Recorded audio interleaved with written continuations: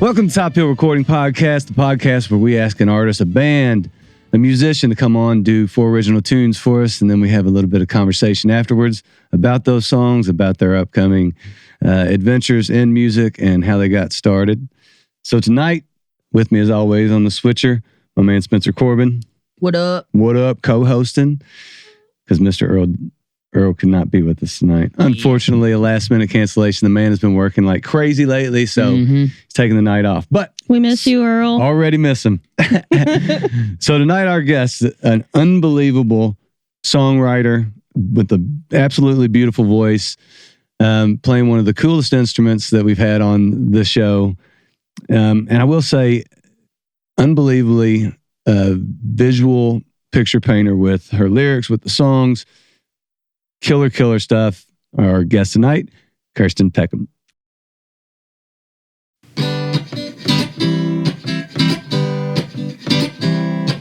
Oh, baby, when you walk, it sets my pants on fire. A wiggle in your hips, accentuated by skin-tight attire. I'm a wolf in a suit, and my eyes pop out my head when I see you walk away. Hey, walk my way instead. You've got no right, looking so fine. And if you only knew the loving I provide.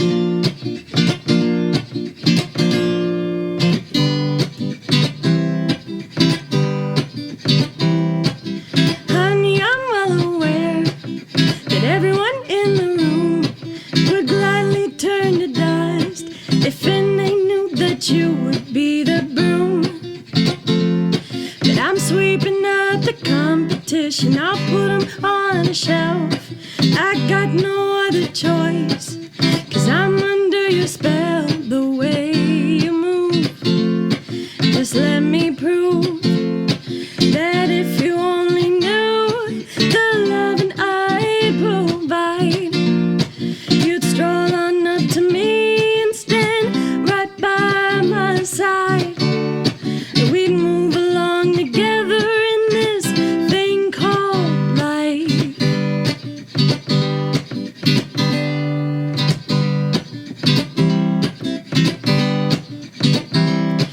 I spot you on the dance floor, please give my heart a rest. If I was old and gray, you'd surely give my pacemaker a test. But I'm not, I'm young and able, and I'm stronger than a tree. And I get mighty excited when I think about you climbing me. Oh gosh, oh gee. And if you only knew the loving I provide, you'd stroll on up to me and stand right by my side. We'd move along together in this thing called life.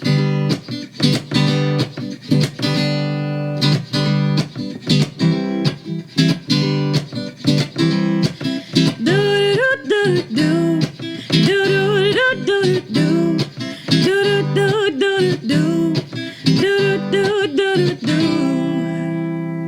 Yeah, man. Thank you.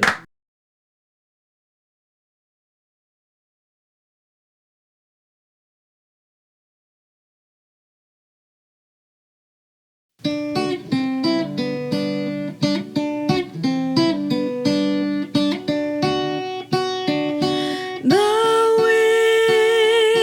whippoorwill sings just for me up in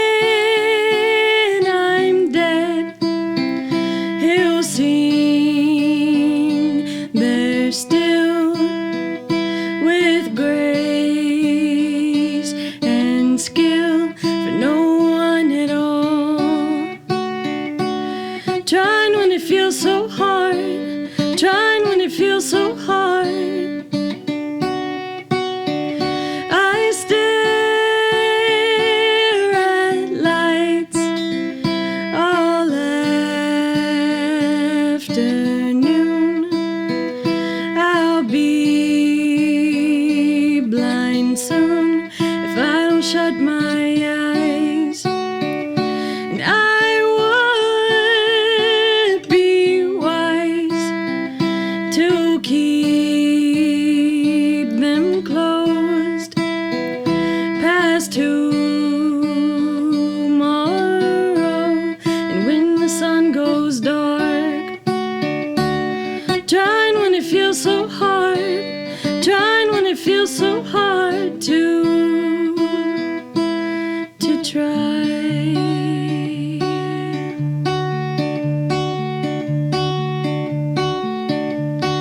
The world's spinning round, can I lie still? My head filled with thoughts so loud, I'll just lie still. The world keeps on spinning round and I lie still, so still. Sun baking up my bones and I feel fine.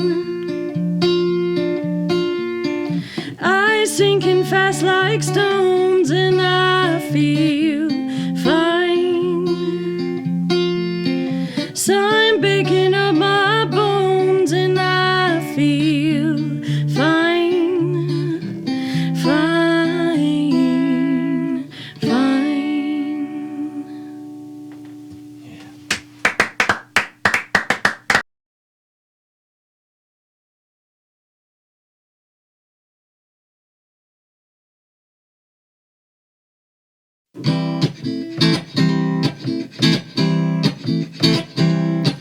Well, honey, don't you cry, won't you put your hand in mine?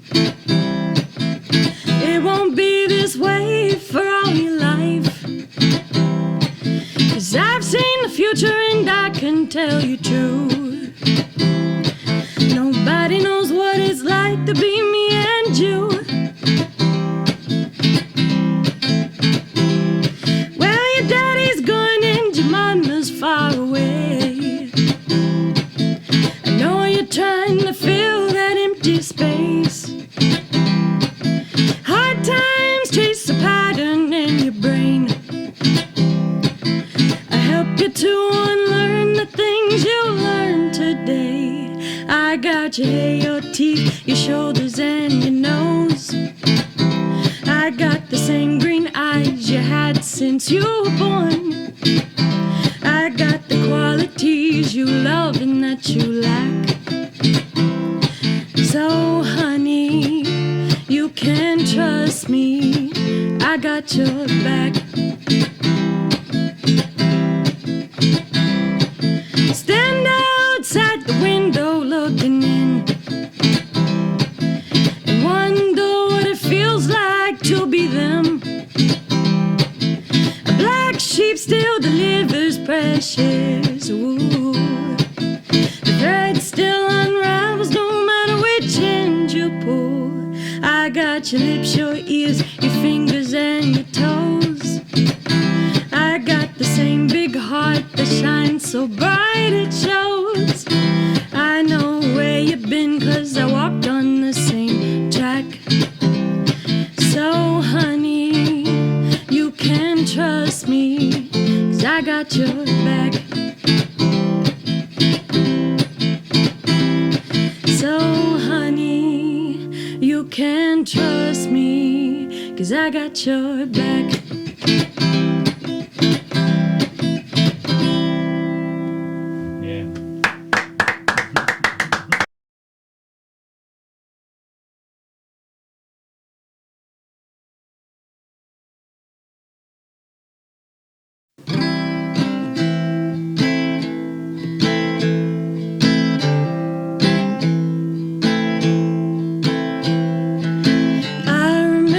Staying late at work, coming home I pray. Your truck had already pulled away, and I remember how my heart would sink when I'd pull up to see it still parked in the street. I should have left you and kept driving on and never looked back. But I didn't know I could do that.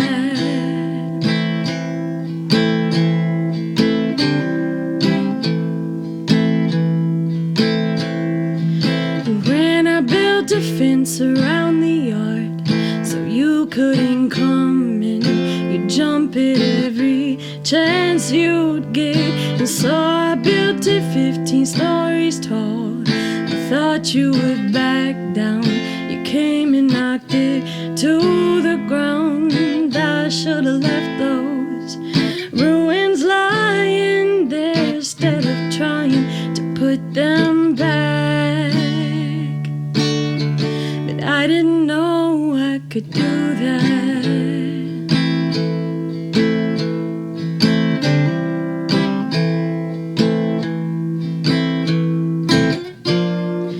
You can't hope to harvest till seeds are sown. You can't cut down a tree before it's grown. And you can't light a fire till the match burns. You can't know something till you learn. Oh, I finally left you like I knew I should, and I'm never going back. And I didn't know I could do that. I didn't know I could do that. I didn't know I could do that.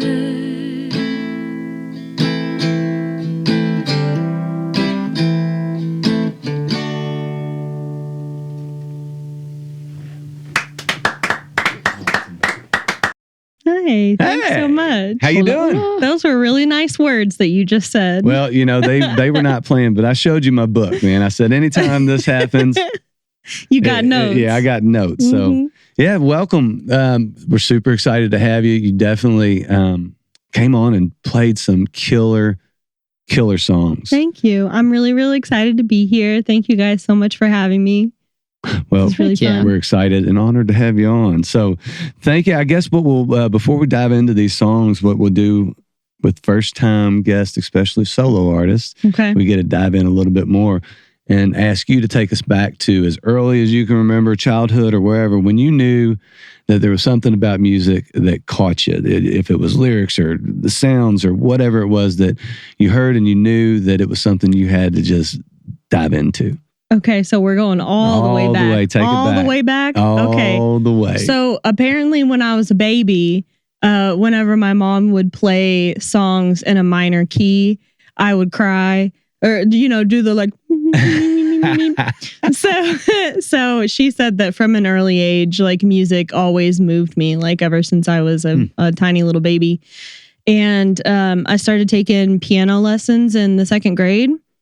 And then I took violin lessons throughout like junior high and high school. I was in the orchestra. Okay. So that was kind of like my foundation in music, I guess. And then I went to college at IU Bloomington and started playing in bands there and performing out a whole lot. What instrument were you playing when you were doing that? When I was playing with this band KP and Me, we did like some tours and we have a few albums out. But I was playing a very shitty Yamaha that I ran through a distortion pedal and then out of a bass amp. And it sounded crazy. It was just like this crazy, like dirty organ sound. Are you playing keys at this point? You're not playing fiddle, you're playing keys. Okay. Yeah, no, I Sweet. wasn't playing. I was just playing keys at that point. And then there was a girlfriend in college that played banjo. And so I learned how to play banjo a little bit from her.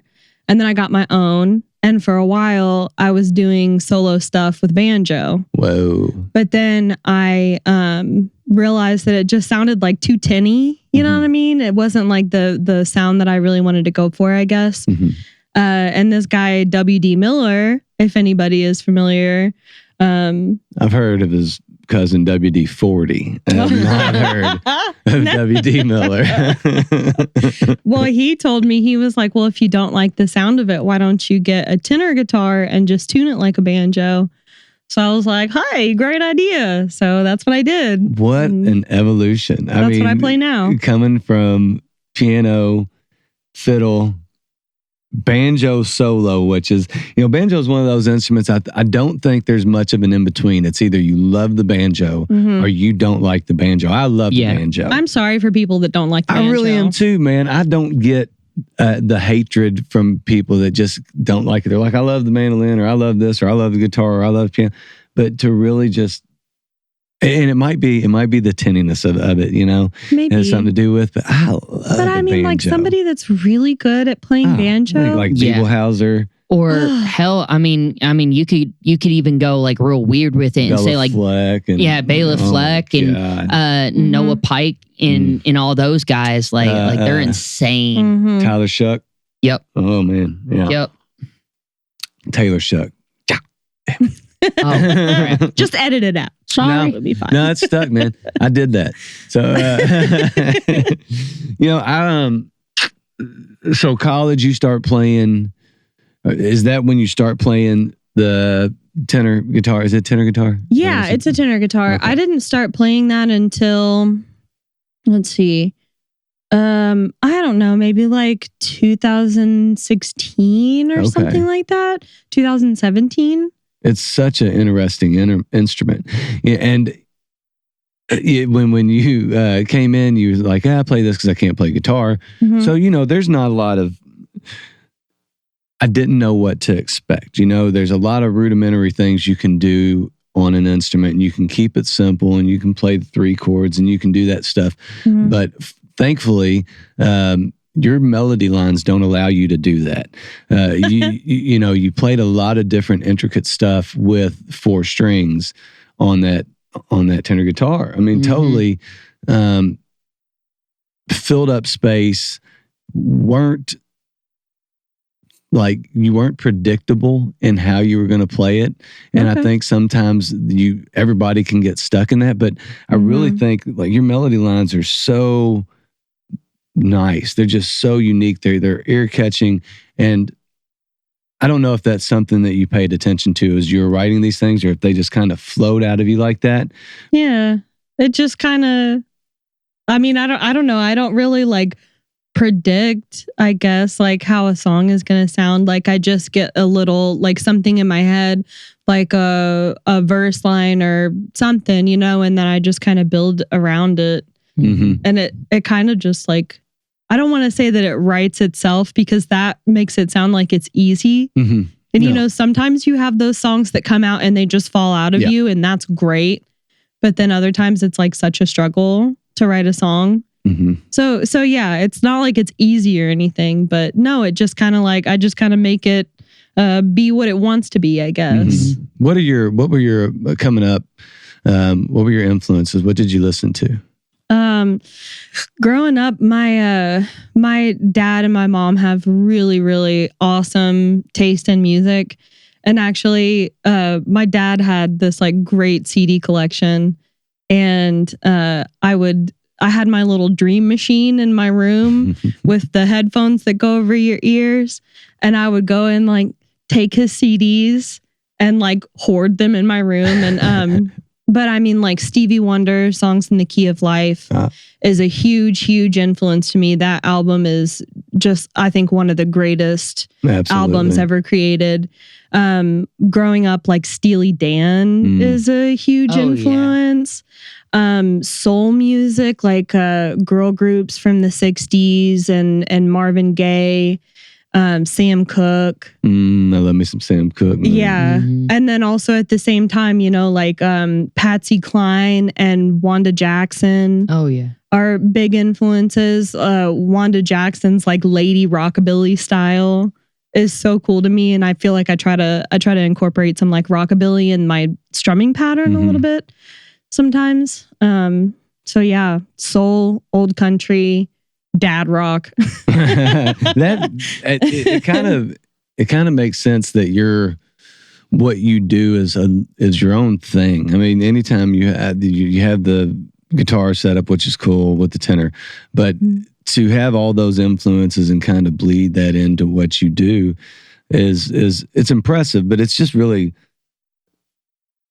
a testament, I think, to your parents and what cool stuff that they had growing up, but also to your transitioning that into something real unique and real special. You know, you have a beautiful voice, and a lot of people can sit on that and go, well, I got a good voice. It doesn't, you know, words are just, I got a cool melody line, I'll just put some words in there. It really doesn't matter. But as you were playing, I think you got through maybe the first song before Spencer was talking about how good of a songwriter. I was probably the second. You're like, holy crap, man, the songs are, what a well thought out song. Yeah, just the storytelling and the lyrics that you choose for your songs. And right before we started the podcast, I asked one question, and I was like, do you like Adventure Time, the TV show? And the whole reason why I asked that is because if you watch the show, and if you're a fan of the show, the stories that every single piece of music that is in that show, it is a part of the storyline. It is a part of, and the coolest part is the, hold on, I have her name pulled up right here. Her name is Olivia Olson. Okay. She wrote a lot of the music and is featured in a lot of the music in that. And her style is telling a story, but also making the lyrics the main focal point, like the music does match the story and it matches the lyrics. And the cool part and one of the things that reminded me a lot is that you kind of use unorthodox chords sometimes, and it's kind of out there to where, like Neil said, whenever your melody starts to get a little, if it gets sad or if it gets kind of dark and spooky, you have the chords to match that feeling and to match that story, and so that's why great. Yeah, like I love Adventure Time. So like as soon as you started playing, I was like, oh, I'm seeing the story in my head, like it's gonna be cool. Does you said Olivia? What?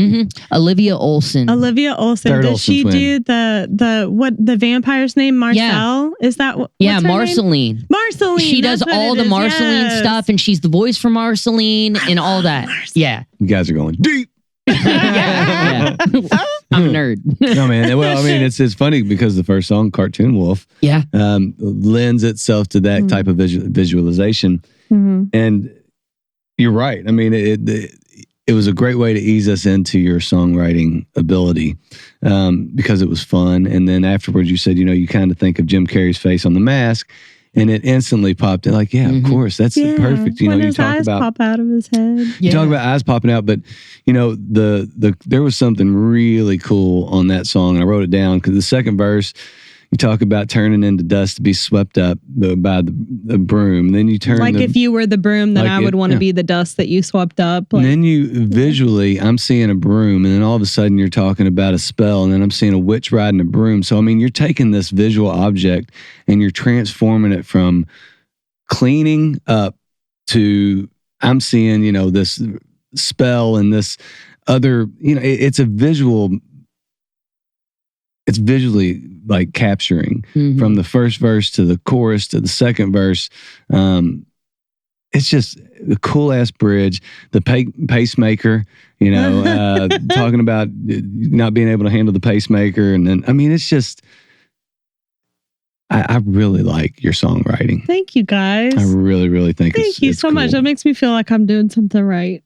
I mean, I think 4 for 4. So you nailed it. I mean, I really wrote down a ton of stuff, but you mentioned the listening to old soul and something that you do. I don't know if you realize that you're doing it, or I'm sure you do after you write the song or as you're doing it, but on a couple of these tunes, I think 2 out of the 4, maybe 3 out of the 4, you take the verse and you rewrite it in the second verse. And I love that. That's something that I don't think happens much anymore. I think that most people write their verse and they go, there it is, there's my hook. I've got my hook.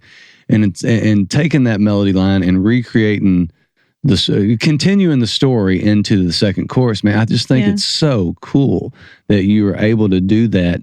And I think it's an art form in itself that's missed these days. And you've done it in a couple songs. And it's just, again, you have an ability not to make me or anybody, I think, lose focus. You have to kind of pay attention to what's going on because it's not the same. It's like, all right, I know, wait, that isn't the same as the first time around, but you end up doing the same, Got Your Back, talking about Got Your Knees, and then it got. I mean, they're all so well written. Yeah. I'm sorry to be gushing about your songwriting ability. No, I don't know how please. you're responding. I don't know how to take compliments, so I'm also over here like, thank you. Well, let's get into the songwriting then. Let's just instead of us talking about how great it is, let's just talk about how you got to the point to where these have come out.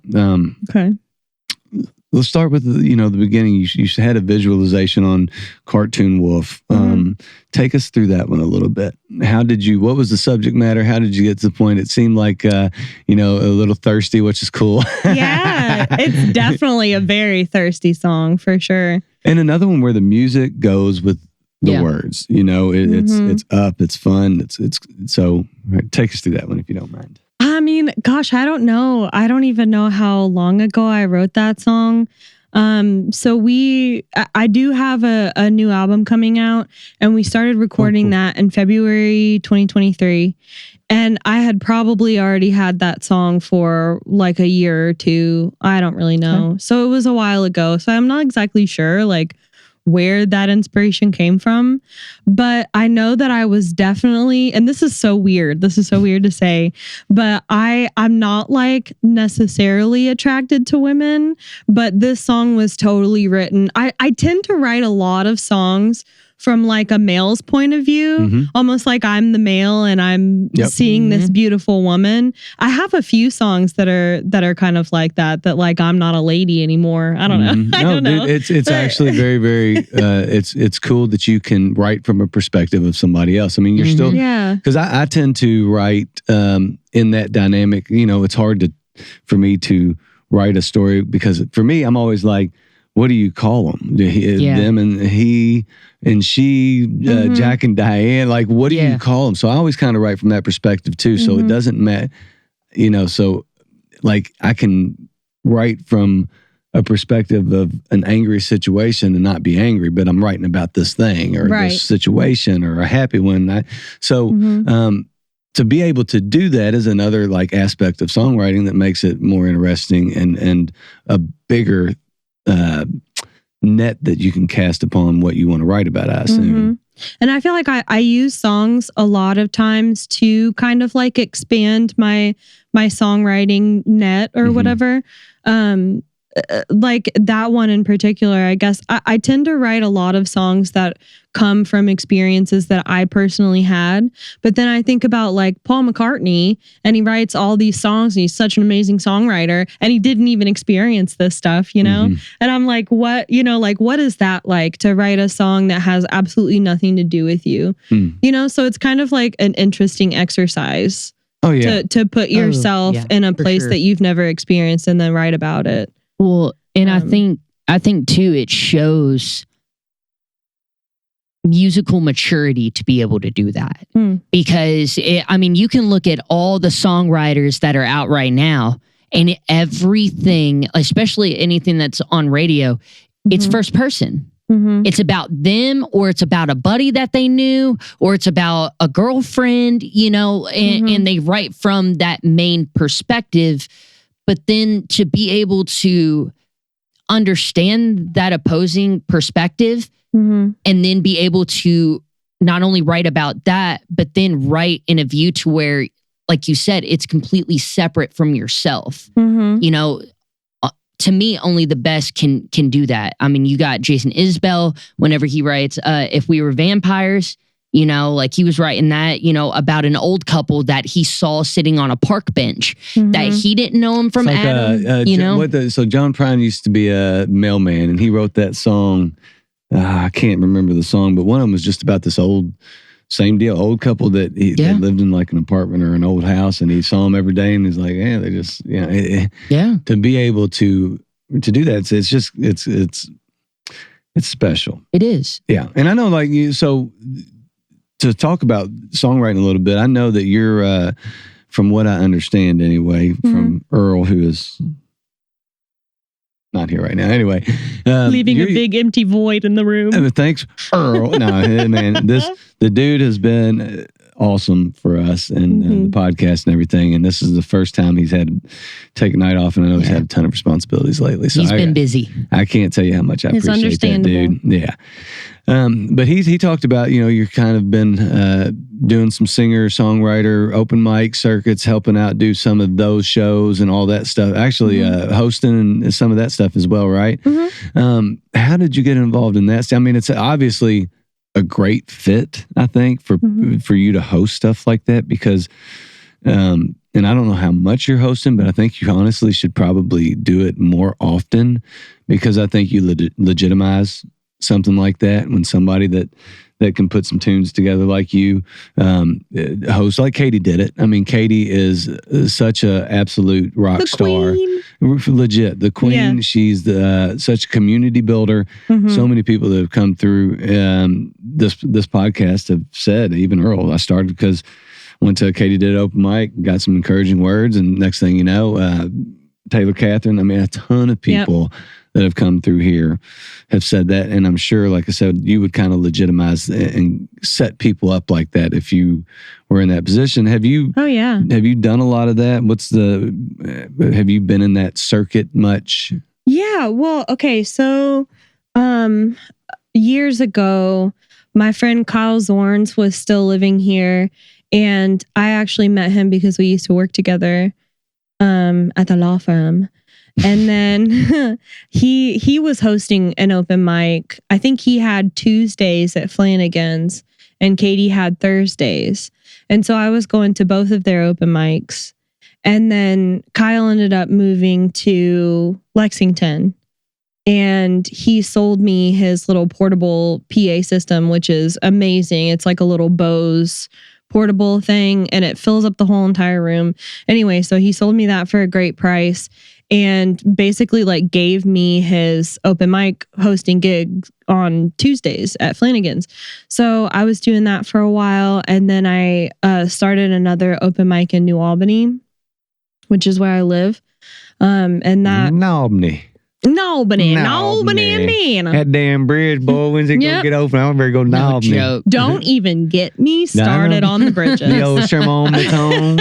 That sucker, man. Right? I gotta tell you what, I drove past that thing this last weekend. I was pleasantly surprised. Like, man, they painted this thing. It looks great. The Sherman Mitten? Yeah. They painted it? I can't even tell because when I drive through it, there's just like, what do you call it? Tarps everywhere. Well, I drove and stuff. Going towards Indiana, and it looked good. Driving back, I was in tarped up, but check it on the way back. I usually use the 2nd Street Bridge. Okay. Because it's like right there. And then that was closed for a while because the semi truck went over, which I'm so glad that lady's okay. Yeah. But we're getting totally off track, but it's all right. That's what happens down here, man.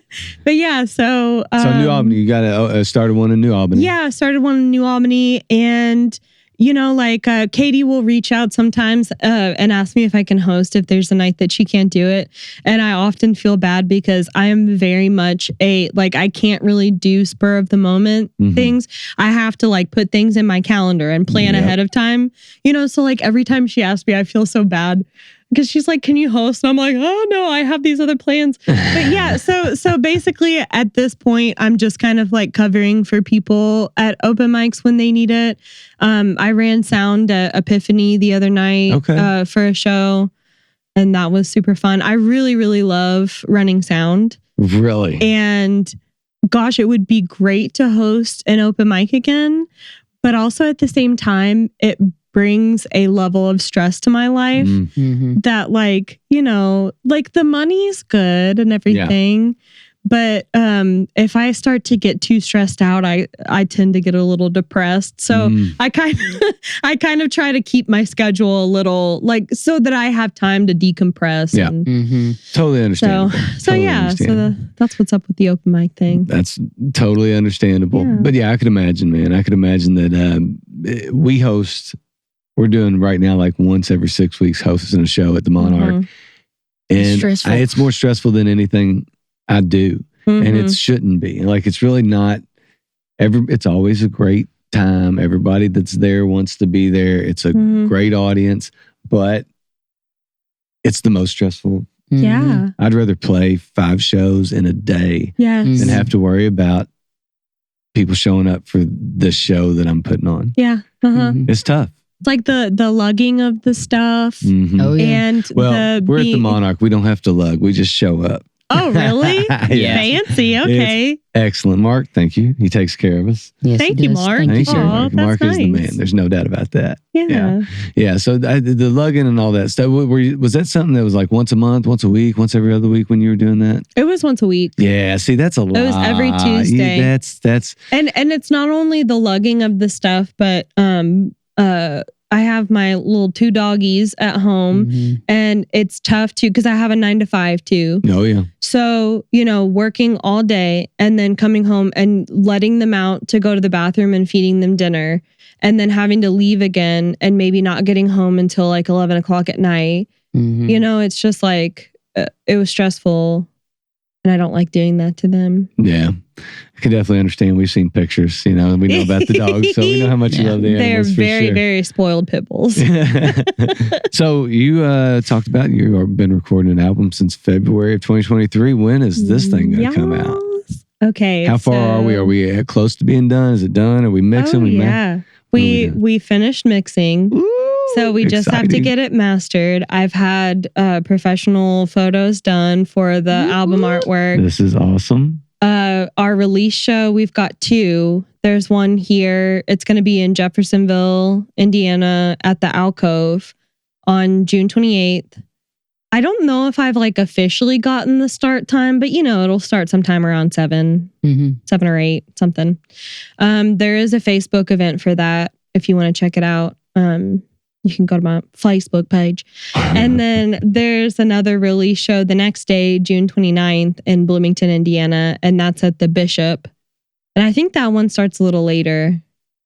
I can't remember exactly when. That's exciting. But there will be firm details. You will know for sure. But those dates are for sure firm. So Sweet. And those are 2 really, really good venues too. yeah, I'm So really, really excited. the release is June 28th. June 28th in Jeffersonville.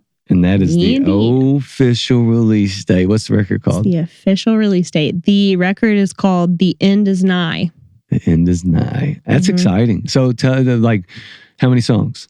13. 13. You did the full deal, huh? That's a lucky number, dude. That is a lucky number. I specifically wanted it to be, well, we had a couple other songs that were going to be on it, but there were like elements to that song to those 2 songs that we didn't really have access to. So we cut them, but then it turned into 13 and I was like, perfect. I want this album to be haunted. That is that's an ambitious record. I mean, these days it seems like very few people are releasing full records. So what was it about the 13 songs, doing the full thing that really inspired you? What really inspired me?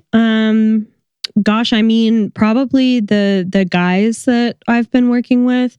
So 2 of my friends that live in Bloomington, Jared Coyle and Greg Moore. Greg runs Noisy Chairs Studios in Bloomington. And I've known them, since I went to college there. We were all buddies. And those guys are just such an inspiration to me because I was able to bring these songs that were, like they were already written and stuff, but all I have is my tenor guitar and my voice.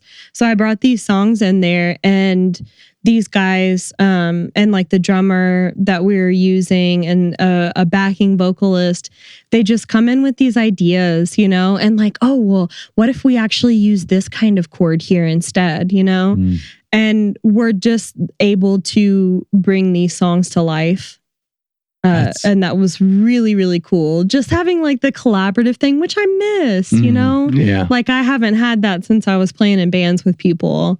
Yeah. So I don't know. Is it lame to say like working with other people was really inspiring to me? Absolutely not. No, and because especially when in a situation like that, when you are bringing something that in your mind, hey, here's the song, right? And then you hand that off, and it becomes bigger. It becomes grander than you thought it would be, or maybe even something else than you thought it would be. Yeah.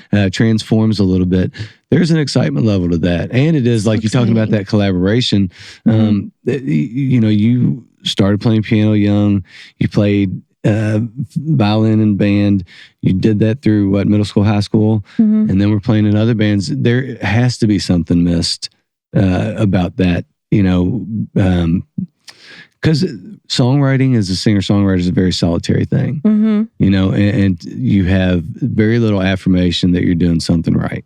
That although you think it's good, although you think that you're digging into something here, until that's tested by people that know you, especially like you said, you've known these guys forever. When they hear it, I'm sure they were pumped to hear it, but I bet that they're, like you said, here's a little bit of this to flavor it up a little bit to give it that spark. It's like I brought in the skeleton and they were able to like slap on the meat, like. I gotta tell you, man, I think what you would bring into the studio with what I've heard is way more than a skeleton. It's a real painted picture that they're just adding a little bit of color to. It's almost paint by numbers. I'm sure. Here it is. You put your colors here and here, and then every now and again, I'm sure they surprise you with the color. That flavors it up. And, that's a trust thing too. It's good that you can take that to somebody that you have that type of relationship with, that you trust with your art. Because at the end of the day, what you're doing is art. These songs, 4 songs, I can't wait to hear the other 9, because if they touch this in any way, it's going to be a crazy record. Like, it's going to be a really, really amazing record. So. And really, I'm so proud. I'm so proud of what we've done. This is my second solo album. And I have one that, what did we release it in, like 2017, 18, 15? I don't remember. And it's not that I'm not proud of it, but it just like, I don't know. It just like, it wasn't the best. And sometimes I feel like raw. Too raw, what it was that my songwriting has evolved. And I just don't think that those songs that I was writing at the time were necessarily something that you could bring in and have people paint by numbers on, whatever. But yeah, I feel like my songwriting has evolved, and I'm so proud of what we've done. I can't wait for you guys to hear it. Oh, I'm excited about it. I'm excited Me too. about it. All right, so June 28th, record release, playing in Jeffersonville.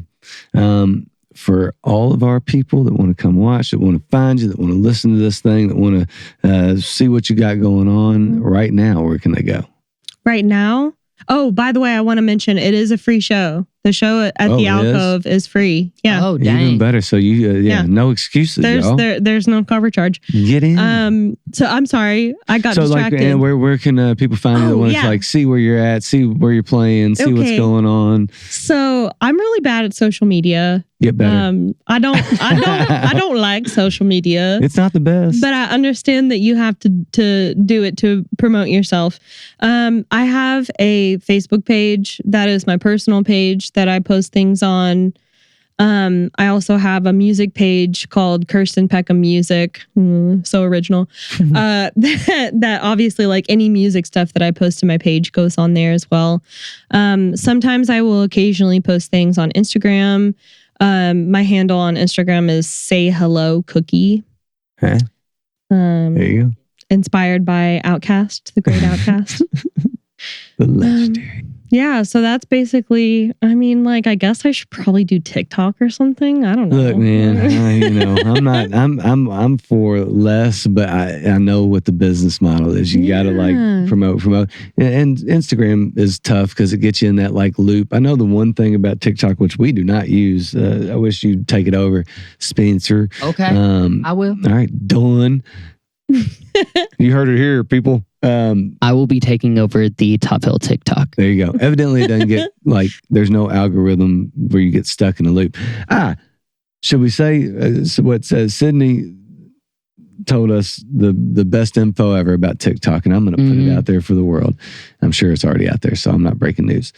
Sydney Sled said, "That's a cool." Sydney Sled said, That needs to be a segment on something. I was Yeah. gonna say that Cindy needs to be Sled like a said. YouTube. That's the after series or hours honky tonkin. Something. Mhm. All right. So she said TikTok, after when they do their video, they send it to 200 random people.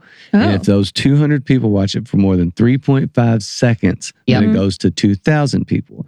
And if those 2,000 people watch it for like 4.2 seconds, then it goes to like 20,000 people. Because Oh. that's So it's counted all- as a full Yeah, view. it's all about engagement. So, So you you got to can get go them like quick. viral. Well, that's why everybody puts words on their shit.